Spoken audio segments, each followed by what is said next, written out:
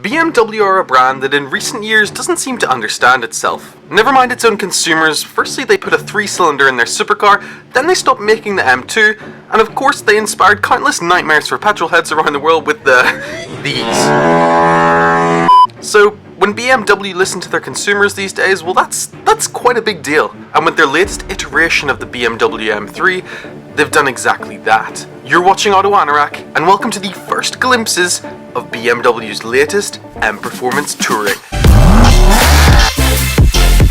The M3 Touring has always been a unicorn in the BMW community, the one that got away in many enthusiasts' eyes. It's a car that BMW lovers have yearned for across the world, and they're not alone, as BMW unveiled in 2016 that they themselves had already made their own E46 M3 Touring 16 years prior, but just one that was made as a concept car with none sold to the public.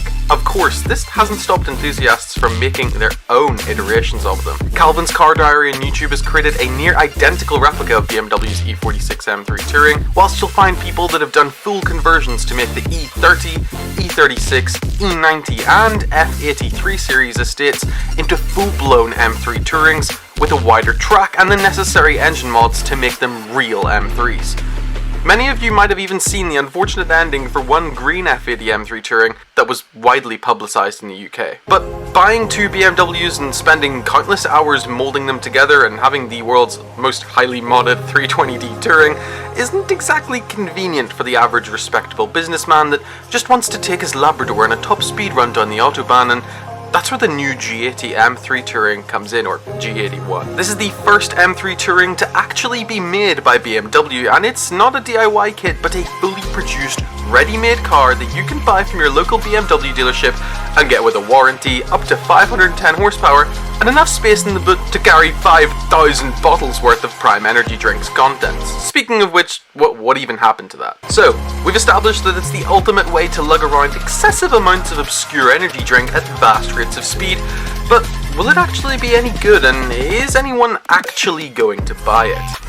Well, first of all, this is a bit of an awkward one. BMW have singled out quite a few people that might want to buy it, namely US consumers who notoriously fail to buy wagons but also have a small niche of anoraks that adore them. And this isn't just sad news for America, but also sad news for the M3 as a whole, since as it was sold in the US, it would be sold with a manual transmission, which would make it a twin-turbo straight-six 480 horsepower wagon with a manual from BMW, a total dream combination.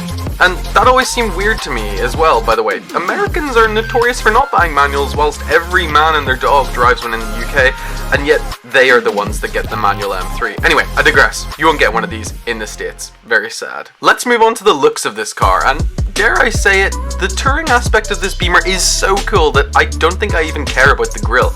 Initially, I thought, what a waste. The ugliest M3 will be produced in the coolest variant, but it's still effortlessly cool, and when you cast your eye away from the front and towards the rear, my goodness. The rear end of the G80 M3 was already nice, with its gigantic rear diffuser, humongous exhaust, and some sinister looking smoked out taillights, all of which are made even better by the introduction of that new wagon shape along with a carbon roof spoiler that you'll only get on the Touring. As far as the specs, you'll already know the drill if you're into these cars. Standard trim comes with a meager 480 horsepower, whilst the competition has 510 horsepower from its 3-litre twin-turbo straight-six that'll rocket the car from 0 to 60 in 3.5 seconds thanks to its all-wheel drive system and lightning-fast 8-speed dual-clutch transmission. And expanding upon this, it appears that BMW's big goal with this car is not necessarily to carry around Prime Energy Drink, I know, so surprising, but it's to actually make this the fastest wagon around the Nürburgring, which would require it to dethrone the Mercedes E63S wagon, which did it in around 7 minutes and 45 seconds, less than 15 seconds off a Pagani Zonda S Nürburgring time,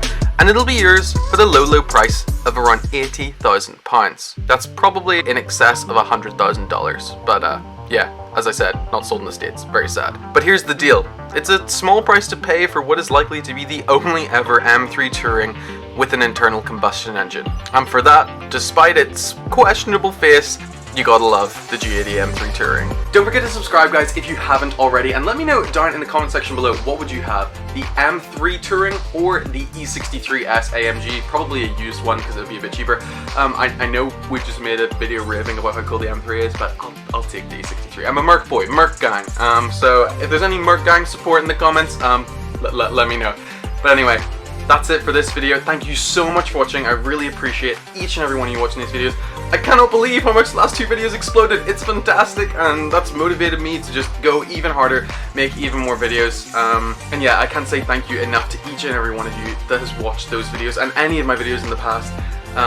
It's starting to make something that looked like a distant dream to something that's almost looking feasible in the future. Not right now, it still doesn't look feasible, but it's giving me hope, and that's amazing. So thank you so much for providing me with that, guys. But yeah, thank you so much for watching. I'll see you in the next video. Take care, guys.